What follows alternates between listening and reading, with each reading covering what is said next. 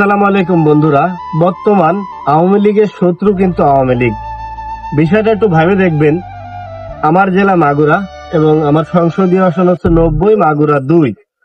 আমাদের এমপি সাবেক যুব ক্রীড়া মন্ত্রী ছিল বীরেন শিকদার।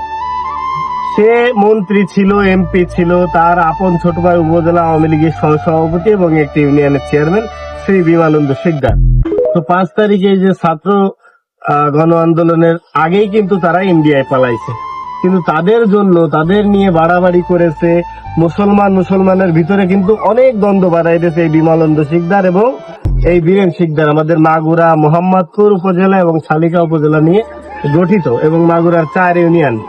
বহু নিরীহ মানুষ, বহু আওয়ামী লীগের কর্মী এখন জেলে, বহু পোস্টে থাকা নেতা কর্মী এখন জেলে, কিন্তু তারা ইন্ডিয়াতে এমন কোনো কিছু নাই যে তারা করেনি। বাড়ি, গাড়ি, হোটেল, হাসপাতাল, রিসোর্ট বাংলাদেশ থেকে হাজার হাজার কোটি টাকা লুটে তারা দুই ভাই কিন্তু সেখানে বিজনেস ঠিকই করে যাচ্ছে, তারা আরামে এসে আছে। ওদিকে বাঘারপাড়ার এমপি রণজিৎ বাবু, সেও কিন্তু পুরো পরিবার নিয়ে চলে গেছে ইন্ডিয়ায়। অথচ এই যে বাঘারপাড়া, যশোর এবং আমাদের মাগুরা 2 পাশাপাশি দুটো সংসদীয় আসন, যারা আওয়ামী লীগের নিরীহ মানুষজন ছিল তারা কিন্তু একের পর এক মার খাচ্ছে, জেলে যাচ্ছে।